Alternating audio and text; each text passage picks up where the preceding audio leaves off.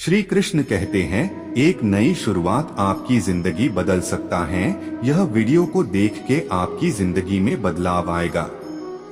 संसार की सबसे मूल्यवान वस्तु समय ही है, लेकिन वर्तमान में ज्यादातर लोग निराशामय जिंदगी जी रहे हैं और वे इंतजार कर रहे होते हैं कि उनके जीवन में कोई चमत्कार होगा जो उनकी निराशामय जिंदगी को बदल देगा। वह चमत्कार आज व अभी से शुरू होगा और उस चमत्कार को करने वाले व्यक्ति आप ही हैं, क्योंकि उस चमत्कार को आपके अलावा कोई दूसरा व्यक्ति नहीं कर सकता। इस शुरुआत के लिए आपको अपनी सोच व मान्यताओं को बदलना होगा, क्योंकि हमारे साथ वही होता है जो हम मानते हैं।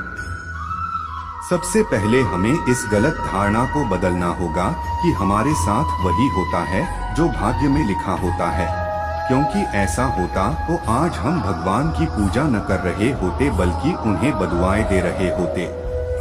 अगर कोई व्यक्ति यह सोचता है कि हमारे साथ जो कुछ भी होता है वह हमारे हाथ में नहीं है, तो वह व्यक्ति गलत सोच में है।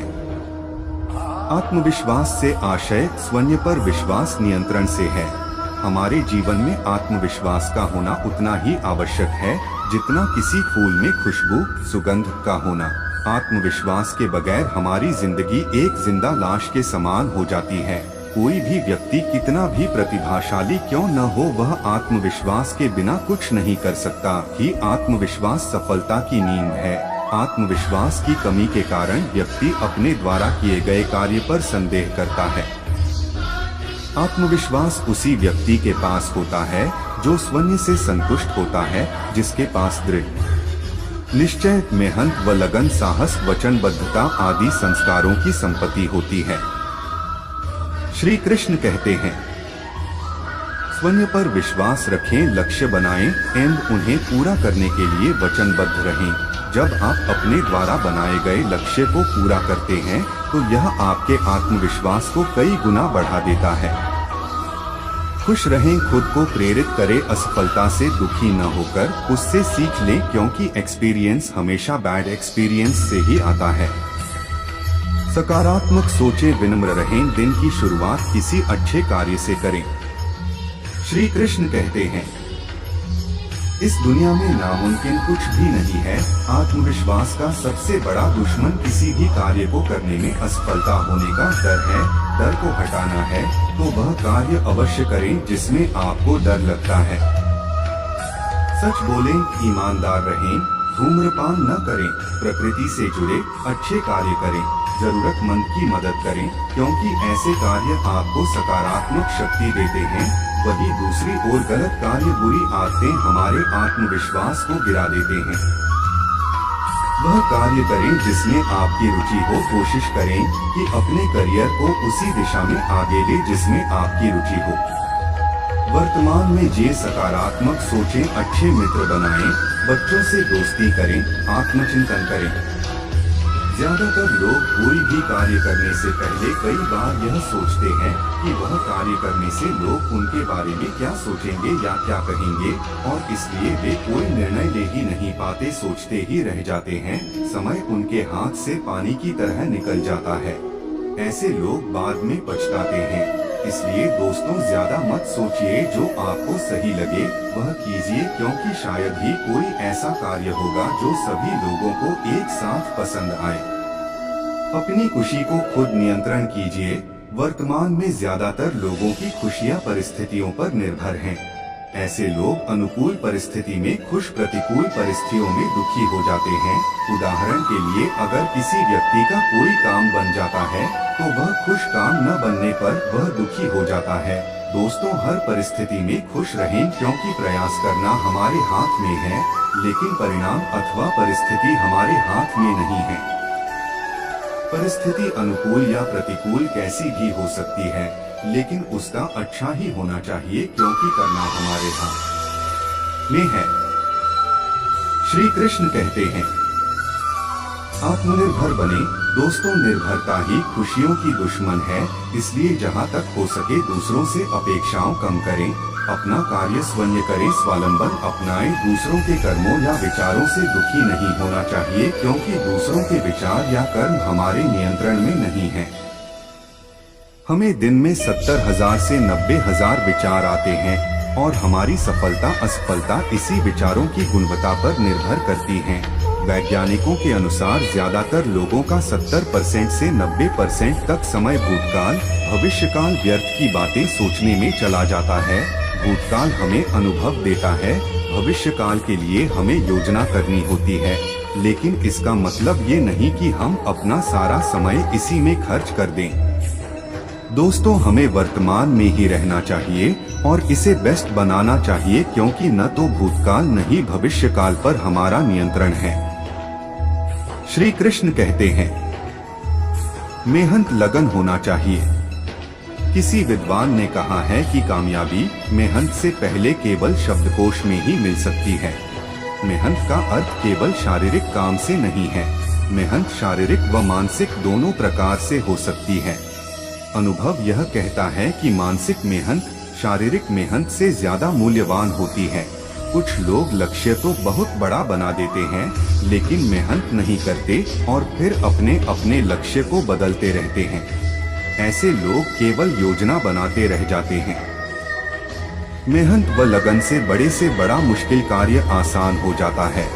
अगर लक्ष्य को प्राप्त करना है तो बीच में आने वाली बाधाओं को पार करना होगा। मेहनत करनी होगी, बार बार दृढ़ निश्चय से कोशिश करनी होगी। श्री कृष्ण कहते हैं, व्यवहार कुशल व्यक्ति जहाँ भी जाए वह वहाँ के वातावरण को खुशियों से भर देता है। ऐसे लोगों को समाज सम्मान की दृष्टि से देखा जाता है। ऐसे लोग नम्रता व मुस्कुराहट के साथ व्यवहार करते हैं, हमेशा मदद करने के लिए तैयार रहते हैं।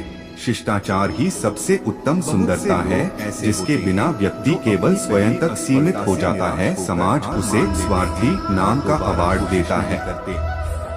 जब आपके मित्रों की संख्या बढ़ने लगे तो यह समझ लीजिए कि आपने व्यवहार कुशलता का जादू सीख लिया है। काम को करने की सोचते शिष्टाचारी व्यक्ति किसी भी क्षेत्र भी जाए वहाँ उनके मित्र बन जाते हैं, जो उसके लिए जरूरत पड़ने पर मर मिटने के लिए तैयार रहते हैं। सोचते हैं कि मैं ये चरित्र व्यवहार कुशलता की नींव है। चरित्रहीन व्यक्ति कभी भी शिष्टाचारी नहीं बन सकता। चरित्र व्यक्ति की परछाई होती है। समाज में व्यक्ति को चेहरे से नहीं बल्कि चरित्र से पहचाना जाता है। चरित्र का निर्माण नैतिक मूल्यों, संस्कारों, शिक्षा आदतों से होता है। श्री कृष्ण कहते हैं, व्यवहार कुशल व्यक्तियों की सबसे बड़ी विशेषता यह होती है कि वह हमेशा मदद के लिए तैयार रहते हैं। जिंदगी में कभी सफल वार्तालाप दक्षता व्यवहार कुशलता का महत्वपूर्ण हिस्सा है। वाणी में वह शक्ति है जो वातावरण में मिठास घोलकर उसे खुशियों से भर सकती है या उसमें चिंगारी लगाकर आग भड़का सकता है। ऐसे लोग सोच समझकर बोलना, कम शब्दों में ज्यादा बात कहना, व्यर्थ की बातें न करना, अच्छाई खोजना, तारीफ करना, दूसरे की बात को सुनना, महत्व देना, विनम्र रहना, गलतियां स्वीकारना इत्यादि वार्तालाप के कुछ बेसिक नियम हैं, जिसकी वजह से उन्हें वह रिजल्ट से देखने को नहीं मिलता जो वो एक्चुअल में देखना चाहते हैं। से निराश होकर हार मान श्री कृष्ण कहते हैं, दोबारा कोशिश नहीं करते। जब तक आपको जाना कहाँ है, आप तय नहीं करेंगे तो आप हमेशा खुद को भटकता हुआ ही पाएंगे। जो लोग किसी काम को करने की सोचते चल रहा हो, लेकिन जिसका कोई निश्चित लक्ष्य न हो, जिस पर वो निशाना साध सके, उसके लिए सफल होने की आश रखना भी एक बहुत बड़ी गलती के बराबर है। ये करूँगा, मैं वो करूँगा। बहुतों को देखते हैं जो बिना सही दिशा उन्हें सिर्फ अपने कंफर्ट जोन में रहना होगा और बाद में लोगों के सामने बहाने बनाते, और 100% यही उनकी असफलता का सबसे प्रमुख कारण है। करना क्या है श्री कृष्ण कहते हैं, फोकस नहीं कर पाते। वही व्यक्ति जीवन में कोई बड़ा मुकाम हासिल करते हैं जो हमेशा अपने कार्य के प्रति समर्पित तथा सजग रहते हैं। ऐसे दिशाहीन लोग और इसके विपरीत जो अपना जीवन सिर्फ आलस्य में, बहुत से लोग दूसरों की असफलता को देखकर उन्हें प्रोत्साहित करने की जगह उनकी आगे बढ़ा चाहते हैं, और जिसके अंदर कुछ पाने के लिए खुद कभी कोशिश भी नहीं होती, उसके सफलता के बारे में सोचना कोई बुद्धिमानी की बात नहीं हो बिता देते हैं। श्री कृष्ण कहते हैं, किसी भी लक्ष्य को हासिल करने के लिए उसके पीछे कड़ी मेहनत करनी पड़ती है, लेकिन बहुत से लोग मेहनत करने से कतराते हैं, जिसकी वजह से उन्हें वह रिजल्ट देखने को नहीं मिलता जो वो एक्चुअल में देखना चाहते हैं। श्री कृष्ण कहते हैं, जब तक आपको जाना कहाँ है आप तय नहीं करेंगे तो आप हमेशा खुद को भटकता हुआ ही पाएंगे। वह व्यक्ति जो आंख मूंद कर चल रहा हो, जिसका कोई निश्चित लक्ष्य न हो जिस पर वो निशाना साध सके, उसके लिए सफल होने की आश रखना भी एक बहुत बड़ी गलती के बराबर है। मैंने बहुतों को देखा है जो बिना सही दिशा के ही मेहनत किए जा रहे हैं, जिनका कोई केंद्रीय लक्ष्य नहीं है, और 100% यही उनकी असफलता का सबसे प्रमुख कारण है। श्री कृष्ण कहते हैं, वही व्यक्ति जीवन में कोई बड़ा मुकाम हासिल करते हैं जो हमेशा अपने कार्य के प्रति समर्पित तथा सजग रहते हैं, और इसके विपरीत जो अपना जीवन सिर्फ आलस्य में बड़े बड़े ख्वाब देखते हुए उदासीन होकर बिताते हैं, जो जीवन में न तो खुद आगे बढ़ना चाहते हैं और जिसके अंदर कुछ पाने के लिए कीमत चुकाने की इच्छा भी नहीं होती, उसके सफलता के बारे में सोचना कोई बुद्धिमानी की बात नहीं होगी। श्री कृष्ण कहते हैं, शिक्षा वह माध्यम है जो आपको ऊंचाइयों तक ले जाने में आपकी सहायता करती है। शिक्षित व्यक्ति बनने के लिए सिर्फ कॉलेज की डिग्री ही काफी नहीं होती है। शिक्षित आदमी वह होता है जिसने वह चीज पाना सीख लिया है जो जीवन में पाना चाहता है, और इस पूरी प्रक्रिया में वह दूसरों के अधिकारों का हनन नहीं करता। अनुभव से ये बात साबित हो चुकी है कि सर्वश्रेष्ठ शिक्षित लोग अक्सर वे होते हैं जो स्वनिर्मित या स्वशिक्षित होते हैं। इस बात को समझना बहुत ही जरूरी है कि लोगों को सिर्फ उनके ज्ञान के लिए पैसे नहीं मिलते, बल्कि इस बात के पैसे मिलते हैं कि वे अपने ज्ञान का किस तरह उपयोग करते हैं। शिक्षा के माध्यम से ही अपने अंदर उन गुणों को विकसित किया जा सकता है जिसके द्वारा आप एक सफल इंसान बन सकते हैं। श्री कृष्ण कहते हैं, सभी कामों में थोड़ी बहुत जानकारी रखने वाला व्यक्ति अपने कार्य क्षेत्र में विशेष निपुण नहीं होता। अपने सभी प्रयासों को एक निश्चित और प्रमुख लक्ष्य पर केंद्रित और एकाग्र करें। जब तक आप अपने लक्ष्य से भटकते रहेंगे, सफलता आपसे पीछा छुड़ाती रहेगी।